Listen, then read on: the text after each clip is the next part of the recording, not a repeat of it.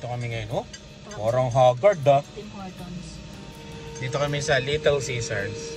Susundo kami kay Lian pero nag-crave yung dinosaur. Ano daw, Little Caesars. Kaya dito kami tumambay. Oh, Sunday. Oh, Monday. Oh, Tuesday. Oh, Wednesday.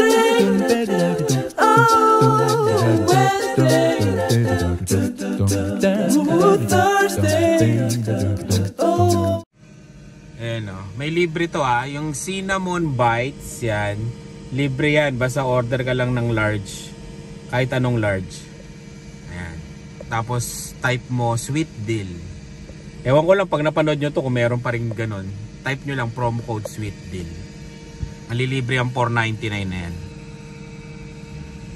Wait na lang natin. Food trip. Dalawa lang tayo siguro. Ay, shoutout nga pala sa ano ah. Shoutout kay ate. Binigyan no. Nagbigay siya ng free na large na ano to parang meat eh no. Na may pepperoni. Ayan. Hindi. Talaga mabait lang talaga si ate. Shoutout sa ate. Tapos ito talaga yung order namin. Ito yung free. Tapos mas mahal. Hindi, pares lang large eh. Pepperoni. O mas mahal siguro mga $2.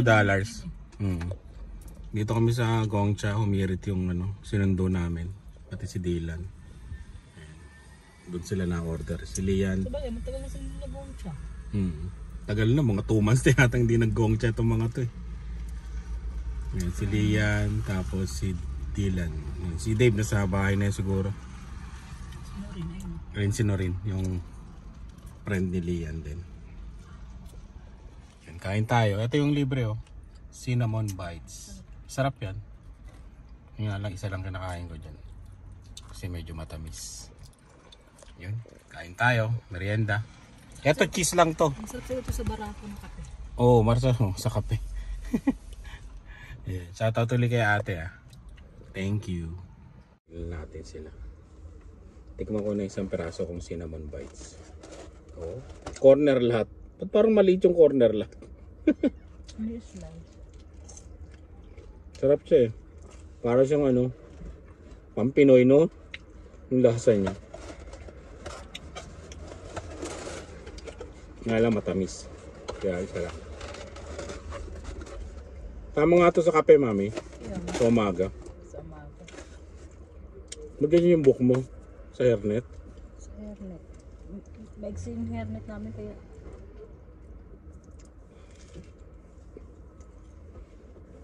Grabeng init ngayon pero masarap. May hangin kasi siya. Malamig ng konti, no? Ang ganda dito eh. Sobrang init niya yung araw. Pero pag humangin, malamig. Para ka na sa ano, Baguio. Yun. Baguio. Pero pag nag-summer talaga. Oh, spring pa lang kasi ngayon. Pag nag-summer talaga, yun talaga, mainit na rin yung ano, yung hangin. Which is okay, maganda pa rin. Kasi nga, di ba? Puro lamig eh. Habang naghihintay tayo, shoutout muna tayo. Yan yata si... Yun, shoutout kay Ray Salazar. Yun, shoutout sa'yo. Yan, si Ray, member natin yan. Shoutout. Amelia Batchansila. Tito Mons.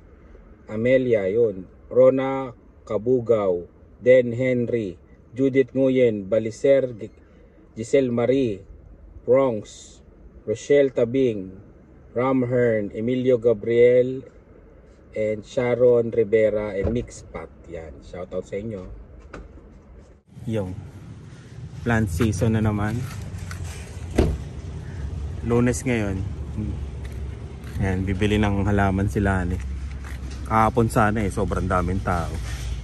Eh ngayon marami rin tao pero hindi ganoon katulad kahapon.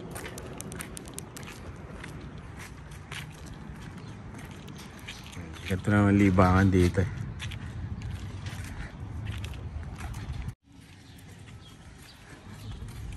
Sa loob. Wala na pala masyadong tao. Grabe na yung silid. 19, 20. Mahal ah.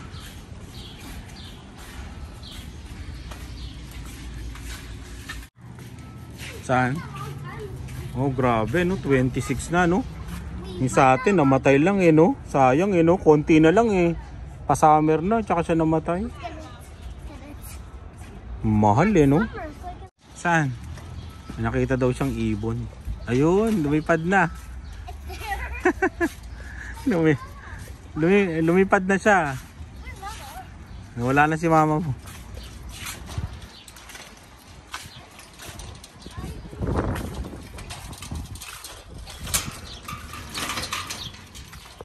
Grabe mga presyo, no? 14.98. Hirap kitain sa Uber niya. Malayo-layo yung biyahe na yan, yung 14.98.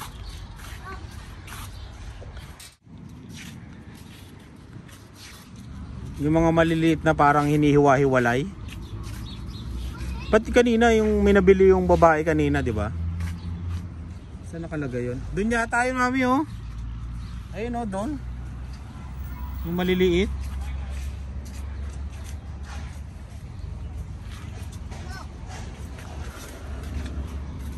Yung rose, oh. Ibang klase yan. Rose ba yan?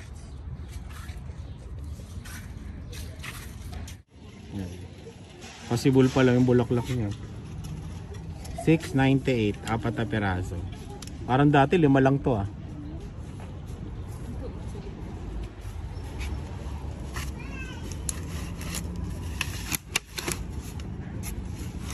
Yun. Parang malalaglag po. Yung.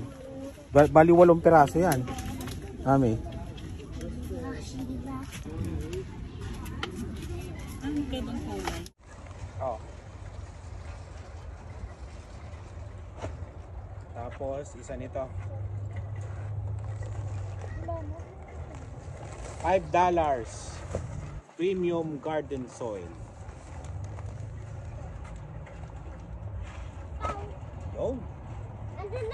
Ayos na. Hanap na tayo ng ano, pang mga ampalaya. Ay, may ampalaya pala kami. Okra at saka talong. Let's go.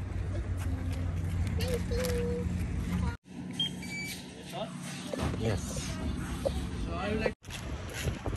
Tingin tayo dito. Wala pa masyado. Yung mga maliliit, oh.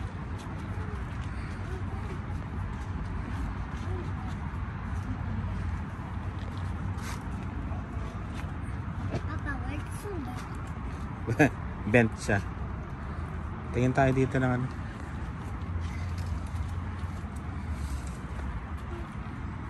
Yun, no? Papa, there's a bee here. Saan? It's there.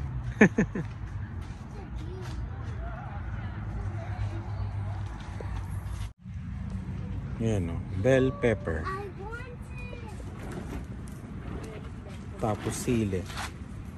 Mama. Super chili. Papa, this. Papa, this. Papa, this. Saan? Papa. Ay, oo, yan yun, ah. Di ba? Cheaper. Oo, yan. Mapapalaki mo naman. Yan ang bilhin mo. Can I do it? Oo. Tapos tatago mo na lang sa bahay. I want it. Like it. Okay, I'm getting this. Okay. Okay.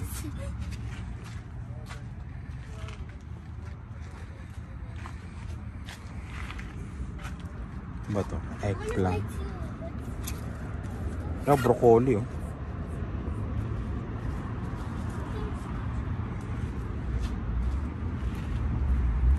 Kamatis.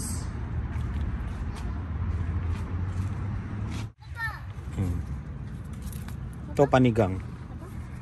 Ito. Ito mami, panigang. Ito mo rin. Kuha ka ng ano? Kamatis naman. Fun, green strawberry.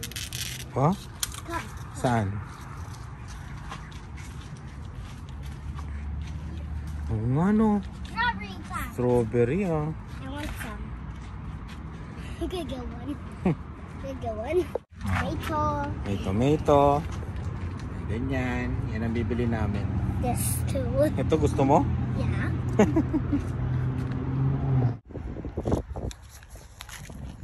As preferred nila daw ang cash. Support local. $50. Dilan. Bayad na tayo, bayad. Pwede mo ito, Dilan. Iwa-iwalay mo siya, mami. Pag tinanim mo. Lagay mo na. Ang ating mga plantito, kunyari. Hawakan mo. So much fun! Mga plantita, kunyari. Why Happy. is so much fun? Ito natira sa sikwento. Yan. So much fun. Siyempre, feeling natin magaling tayo. Tara na. You're wasting so much money. Nakapaghatid ako dito. Truck driver. Mas okay daw yung per mile kaysa per hour. May mga Pilipino daw na driver dito. Sabi ko, pagdating ng araw, magdadrive din ako ng truck. Maliliit pa kasi yung mga bata eh. Pagka siguro matanda na, masarap yan eh. Drive ka lang. Tapos doon ka matutulog sa mo, sa truck mo. Yun.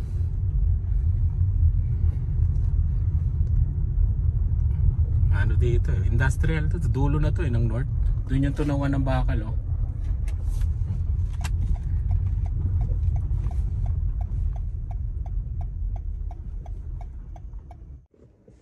Yo.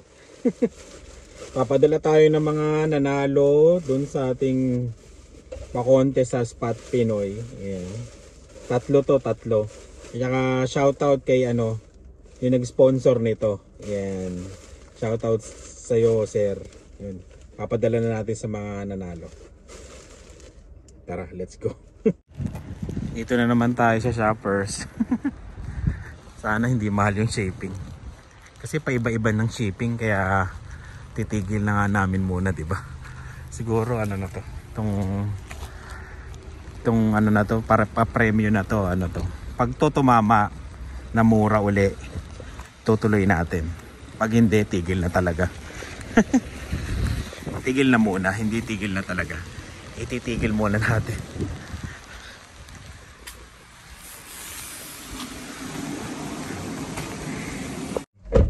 Tingnan yung shipping Mura naman ngayon. Sakto lang, yung katulad dati, kasama yung envelope nasa envelope, magkano yung envelope? 343 plus 5, saan ba yun? Ayun, plus $6. Ay hindi, 229 plus 478. Magkano yun? Parang 6, 7 plus tax, mga $8. Mga $7.50 o $8 shipping ng isang t-shirt, diba? Nung last 23 27 23, ganun. Tapos 16, ngayon 20, ngayon $8. Depende talaga sa ewan ko ba.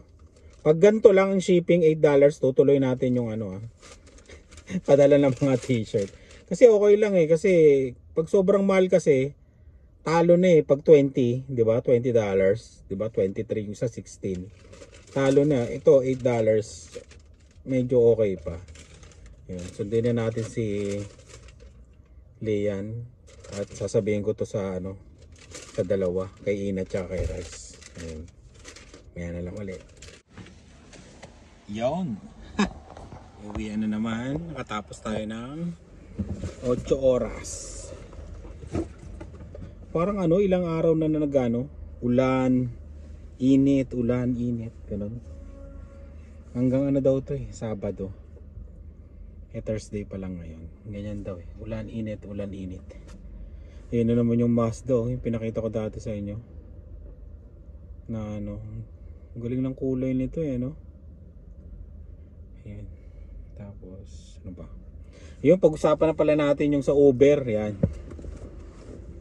Yung kinita nung isang katrabaho ko. Lalagay ko dito Pasensya na kayo malabo pero lalagay ko dito. Yan. Yung 1,717 yung kinita niya ng isang linggo, tapos 1,358 the next na linggo, tapos 801, di ba? the next week. Kumbaga yung 1.7 na yan, plus na yan, ano yan, hinapit niya. Isang buong linggo, gumising siya ng 4 AM. Tapos yun, Uber siya ng Uber. Tapos hanggang tanghali. Tapos pagka susundo na siya ng anak niya, yun, titigil siya. Tapos babalik na siya ng mga bandang alas 7 yata daw. Mga ganon. O alas 6. Tapos hanggang gabi na uli. Hanggang mga siguro hanggang alas 12 ganyan, alauna. Ganun ang ginawa niya. Kaya yun. Parang lupit. No? Isang yung 1.3 ganyan din the next week. Ano yan, katrabaho ko. Full time siya dito sa Loblo. Nag-leave lang siya. Yun, ewan ko kung anong leave ang ginawa niya. Parang paternity yata. Kaya nakapagbakasyon siya ng ganun. Tapos sinubukan niyang i-full time ang Uber. Ayan. Tapos yung nakita niyo 801, yun yung medyo 1 week niya na hindi niya na inulit daw yung 1.7 niya. Kasi nakakapagod daw talaga yun, nakakapagod. Kaya ko lang pinakita sa inyo, disclaimer lang hindi ganyan lagi ang kikitain nyo. Kumbaga hapit yan. Nakita nyo naman 1.7, hapit yan na 1 week. Ano ba to? Halos pagod daw siya, pagod. Kumbaga yung 12 hours na driving time ng Uber, parang sinagad niya yata, ginagamit niya. Kasi meron kang pagdadrive sa Uber na 12 hours eh. Yun yung driving time mo, yun. Kaya, ganun ang kinita niya. Ayan. Nakita nyo, 1.3 na. Medyo tinabad siya ng konti daw yun. Tapos, yung 801, yun na yung kikitain mo na normal daw yun, na part-time lang talaga. Na may trabaho ka dito, tapos biyahe ka ng, gabi. Ang schedule kasi niya 5 to 1. 5 to 1 ang schedule niya, tapos yung biyahe niya pagkalabas dito hanggang gabi na. Ganun ang ginagawa niya.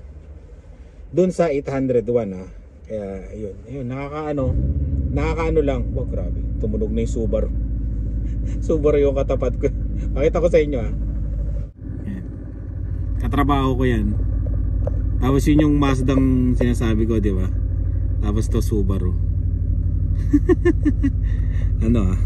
Forklift operator may-ari. Kulit no? Ayun, kaya posible siyang kitain na 1.7. Ayan. Wala pang gas yun. Ang gas daw yata niya almost $200 doon sa 1 week na yon. Yun, 200 to 250 yata, parang ganun ang gas niya. Ayan, doon sa 1.7, $200 to 250. Yun ang pagkaano. Ayan, kaya 1.5 isang linggo. Pwede na. Pwede na talaga, di ba? Kung ganun ka, 1.5, no? Kunyari, hapit-hapit ka, 1.5. O yan, 1.5, 1.3, di ba? O 1.5 sa Vegas lang nun, sabi mo 200 din, 1.5 tapos 1.1, di ba? Di meron kang, grabe na yung Subaru. Di meron ka ng 2.6, di ba? Labas na lahat 'yon. Ayan, 2.6 ka. Ano lang 'yon, bi-weekly 'yon, 2 weeks 'yon, 2.6. Kaya medyo malaki, di ba? Yung nga lang medyo pagod daw. Ayun. Pero yung yung 800 yan. Yan, pasundot-sundot lang yan. Hindi yan hapit. Kaya okay yung 800. Parang Denver, 600 kinikita niya isang linggo. Ayun. Yung papitik-pitik lang, 3 hours na pag-u-Uber, 3 to 4 hours every day na pag-u-Uber, 600. Ayun. Tapos ano pa ba? Yun lang. May share ko lang kasi may nagtatanong na magkano ba yung pwede mong kitain pagka pinul time mo. Dito sa Regina Regina, Saskatchewan Hindi ko lang alam sa Calgary, sa Vancouver kung magkano yung kitaan. Magkano yung kitaan ng Uber doon. Ayun. Kaya pinakita ko lang, yan yung pinakamalaking nakita ko na sa pag-u-Uber. Yan. Sabi nila meron pa daw mas malaki dyan. Hindi ko pa nakikita yon kasi kaya tinakita nyo yung picture. Sa cellphone lang yan, pinicturean din ng isang katrabaho ko, tapos yung picture na yun pinicturean ko lang din ulit. At least makita natin yung di ba, pinakasagad na kita. Kaya yun lang masishare natin sa mga nagtatanong na gusto mag-Uber yan sa mga city nila. Ayan. Pwede yung gamitin yung link ko, lalagay ko yung referral ko diyan sa parang invite yan sa Uber dito sa sa description yan. Pwede kayo diyan diyan na lang kayo, i-click nyo lang tapos makapag-sign up na kayo sa Uber. May makukuha ko, tapos alam ko may makukuha din kayo, parang gano'n. Yun. Pero kung ayaw nyo, okay lang, download nyo lang yung Uber app driver. Yun. Yun lang muna masishare natin sa Uber, yung kitang gano'n. Nakaka-di ba, nakaka-inspire din kung talagang gusto mong kumita na sasagarin mo. Yun, ganun lang din. Pero sinasabi ko sa inyo mahirap ang mag-Uber ng full-time, mahirap. Kasi yung part-time nga lang, yung gusto mong habulin yung kita mo, medyo marami ng competition. Hindi ko lang alam, ito na, magkakaroon na kasi ng football dito, rider game. Marami kasing maraming pasahero pag ganun, pag summer na yan, marami na activities, maraming pasahero. And kaya, papakita ko sa susunod kung magkano yung kinikita ko na pasundot-sundot lang, yun. Katulad sa Lunes, long weekend tayo. Ngayon, sa Lunes may rider game. Yun, babiyahe ko nun. Sabado, biyahe din tayo. Medyo malakas yan, feeling ko lang. Kasi yung sinasabi ko talaga, lowest $100 kikitain mo sa Sabado. Magsimula ka pa lang ng 5 p.m. Ako 5 p.m. minsan binubuhay ko 6 p.m. Natatapos ako 11 p.m. Pero yun sa bahay lang pabalik-balik ako kumikita na ako ng 140, 120 yun sa Uber. Kaya yun. Kaya okay din, 'di ba? Kung pasundot-sundot lang. Pero pag i-full time mo, syempre medyo mape-pressure ka, 'di ba? Tsaka pupunta ka na doon talaga sa mga busy area. Sa East maganda dito sa Regina. Maraming restaurant, maraming apartment. Yun ang kailangan na hanapin mo. Dito sa amin, okay lang din naman, pero mas maganda sa East. Mag-abang na mga pasahero. Kaya yun. Maraming salamat sa laging panonood. Sana yung mga nagtatanong sa akin, ayan na po, pinakita ko sa inyo na ganyan, pwedeng kitain sa Uber, diba? Basta masipag ka lang. Hindi ko alam yung mga yung DoorDash, yung Uber Eats, kasi hindi ko pa nasubukan yun. Kaya yun. Maraming salamat sa laging panonood. Ingat po kayo at sana sa susunod na vlogs manood pa rin kayo ng Carino Family. Salamat sa suporta nyo. Bye!